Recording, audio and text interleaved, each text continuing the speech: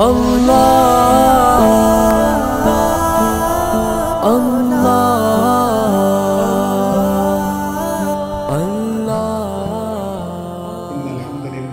والصلاة والسلام على رسول الله أما بعد أعوذ بالله من الشيطان الرجيم بسم الله الرحمن الرحيم يرفع الله الذين آمنوا منكم والذين أوتوا العلم درجات رب اشرح لي صدري ويسر لي أمري واحلل عقدة من لساني يفقهوا قولي رب زدني علما اللهم صل على سيدنا محمد وعلى آل سيدنا محمد وبارك وسلم تسليما كثيرا كثيرا بغیر کسی تمہیدی گفتگو کے میں وقت کی قلت کو پیش نظر رکھتے ہوئے تمام جملہ سامعین کرام بالخصوص ہمارے علماء اور مشائخ اور ہمارے اکابرین جو اسٹیج پر تشریف فرما ہیں اور پھر بالخصوص ہمارے میزبان مکرم محتمم ادارہ حاضہ مولانا محمد طیب صاحب اور ان کے دیگر رفقاء کار ان کے معاونین و محبین، آج کی جس مجلس میں ہم جمع ہیں یہ وی آئی پیز کی مجلس ہے، خاص لوگوں کی۔ میرے نبی علیہ السلام کی احادیث کی روشنی میں ایک گزارش عرض کرنا چاہ رہا ہوں۔ کچھ لوگ وی آئی پی ہوتے ہیں ضلع کی سطح کے، کچھ صوبائی سطح کے، کچھ ملکی سطح کے، کچھ عالمی سطح کے۔ باقاعدہ ایک پروٹوکول بک بنتی ہے کہ صدر اس رینک پہ ہے، پرائم منسٹر اس پہ ہے، اسپیکر اس رینک پہ ہے، چیف آف آرمی اسٹاف اس رینک پہ ہے، ضلع میں D C, S S P صاحبان، اسی طرح گاؤں میں نمبرداران۔ آج جن لوگوں کے اکرام میں ہم جمع ہیں یہ اس امت کے وی آئی پی لوگ ہیں۔ میرے آقا کریم صلی اللہ علیہ وسلم نے فرمایا اشراف امتی حملۃ القرآن،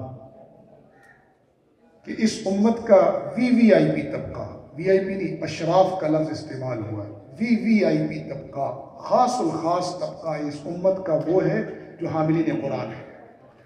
تو حاملین قرآن کے اعزاز میں مجلس منعقد ہے اور حاملین قرآن تشریف لائے ہوئے ہیں،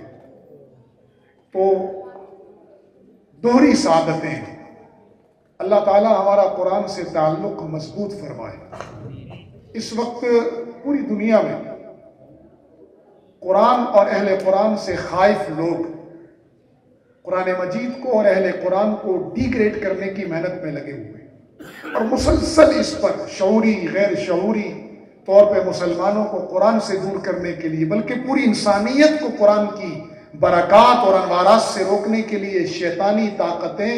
اور شیطانی طاقتوں کے پجاری اس محنت میں لگے ہوئے ہیں۔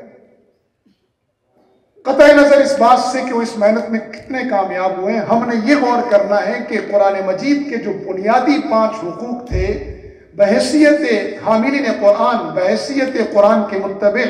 بحیثیت امت محمدیہ صلی اللہ علیہ وسلم کے فرد کے، کہ ہم نے اس قرآن مجید کے حقوق کو کتنا پورا کیا۔ میں تفصیل میں نہیں جاتا۔ قرآن مجید کا پہلا حق ہے اس ایمان و تعظیم،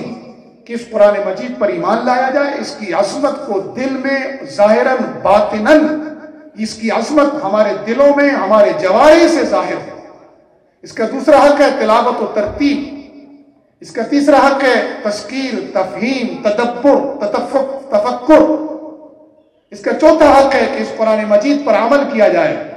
اور اس کا 5واں حق ہے اس کو پوری دنیا میں پھیلایا جائے اور اس کا نفاذ، اس کی جد و جہد کی جائے۔ اور جو قرآن مجید کے حقوق پورے کرے گا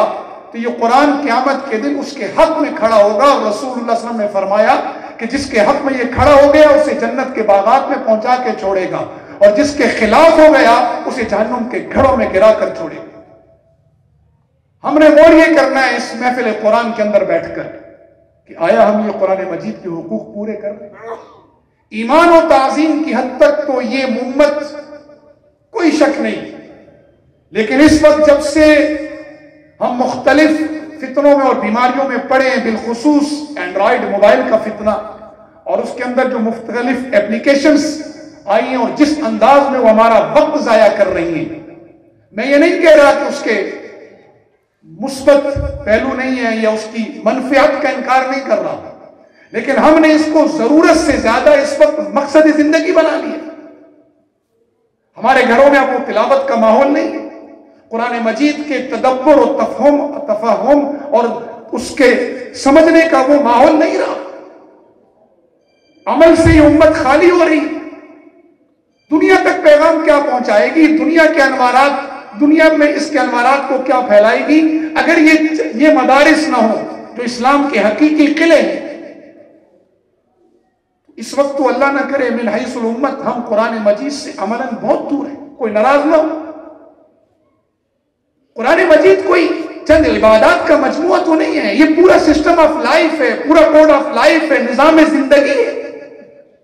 یہ صرف ہمیں یہ نہیں بتاتا کہ مسجد میں نماز کیسے پڑھنی ہے، رمضان کے روزے کیسے رکھنے ہیں، حج کیسے کرنا ہے، یہ ہمیں بتاتا ہے کہ رات سونا کیسے، صبح اٹھنا کیسے، اٹھ کر امور زندگی جو مختلف شعبہ زندگی ہیں، چاہے وہ تجارت ہے، زراعت ہے، حکومت ہے، عدالت ہے، نوکری ہے، مزدوری ہے، کوئی بھی زندگی کا شعبہ ہے، چاہے وہ خانگی نظام ہے، ہمارا معاشرتی نظام ہے، ہمارا معاشی نظام ہے، سب کا سب وہ اگر اس قرآن کے تحت ہے تو ہماری زندگی قرآن کے تحت ہے،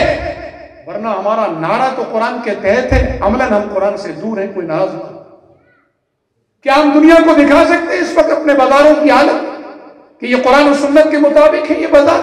کیا ہمارا عدالتی نظام، کیا ہمارا تخت حکمرانی، کیا ہمارا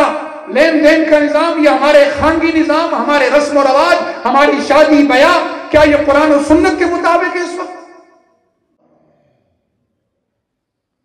کہ قرآن ہمارے صرف زندگی کے چند اعمال تک رہ گیا تھا۔ اس لیے اپنے آپ سے پوچھیں، کیا ہم قرآن کے یہ 5 حقوق ادا کر رہے ہیں؟ کیا جتنا وقت اب ہم موبائل کی مختلف اپلیکیشنز کو دے رہے ہیں، کیا اتنا وقت ہم قرآن کو دے رہے ہیں؟ جو مقصد تھا اسے ہم بھول بیٹھے، جو ضرورت کی چیز تھی اسے ہم نے مقصد زندگی بنا دیا۔ ہمارا تو اوڑھنا بچھونا، اٹھنا بیٹھنا سونا قرآن کے ساتھ ہونا چاہیے تھا۔ کیا آیا یہ قرآن کے ساتھ ہے؟ اگر نہیں ہے تو آج حاملین قرآن کی اس محفل میں ان کی عظمتیں اپنی جگہ، لیکن کیا ہم ان کی بھی قدر کر رہے ہیں؟ اگر یہ چند مدارس نہ ہوں، اللہ تعالیٰ نے اس امت کے 2 طبقات کو ایک خاص حیثیت دی ہے پوری امت سے ہٹ کر، اور ان میں ایک طبقہ یہ حاملین قرآن کا ہے۔ یرفع اللہ الذین آمنوا منکم والذین اوتوا العلم درجات، پھر مزید وضاحت کہ هل یستوی الذین یعلمون والذین لا یعلمون، ان کے برابر دوسرا کوئی نہیں ہے۔ پھر ان کے اکرام میں اللہ خود فرماتا ہے اقرأ وربک الاکرم۔ باقی دنیا کے مناصب کی عزت مخلوق کرے گی، لیکن قرآن سے جو جڑے گا اللہ کا وعدہ ہے اس کی عزت میرے ذمہ ہے۔ چنانچہ کفر تو اپنی تمام تر کوششوں کے باوجود کچھ بھی ہو جائے، کم از کم ایک صفحہ کم از کم ہم سب تلاوت کریں گے نا انشاءاللہ۔ اور آج عزم کریں یہاں بیٹھ کر کہ اللہ تعالیٰ نے اتنے علماء کی ہمیں ایک جماعت دی ہے، گلی گلی کوچے کوچے قرآن سمجھانے والے موجود ہیں، ورنہ تو ایک ایک آیت سمجھنے کے لیے سفر کرنے پڑتے تھے۔ میرے پاس وقت نہیں ہے، ورنہ میں حضرت مولانا سرفراز خان صفدر اور پروفیسر این کے ہرمنسن کا وہ واقعہ سناتا کہ اس زمانے میں ایک عورت میں یہ حضرت ابو ایوب انصاری کا واقعہ نہیں سنا رہا کہ وہ ایک حدیث کے لیے سفر کیا انہوں نے، میں ابی ابن کعب جیسے عاشق قرآن کا واقعہ نہیں سنا رہا کہ آپ کہیں جی وہ پہلی صدی کے لوگ تھے، ہم تو ان جیسے نہیں ہیں۔ میں اس صدی کی بات کر رہا ہوں اور کسی پاکستانی کی بات نہیں کر رہا کہ تھرڈ کنٹری میں بس رہا ہو، میں امریکہ میں رہنے والی ایک عورت کی بات کر رہا ہوں کہ وہ شکاگو سے پاکستان مولانا سرفراز خان صفدر کی خدمت میں حاضر ہوئی صرف قرآن کا ایک مسئلہ سمجھنے کے لیے۔ اللہ تعالیٰ قرآن سے ہمارا تعلق مضبوط فرمائے، قرآن کو اللہ ہمارے دلوں کی بہار بنائے، ہمارے سینوں کا نور بنائے، اور ہماری تمام تفکرات غموں اور پریشانیوں کو دور کرنے کا ذریعہ بنائے۔ آج ہم سب عزم کریں انشاءاللہ کہ ہم روزانہ قرآن مجید کی تلاوت کریں گے، چاہے وہ ایک صفحہ ہی کیوں نہ ہو۔ اس کا ارادہ فرماتے ہیں سب حضرات؟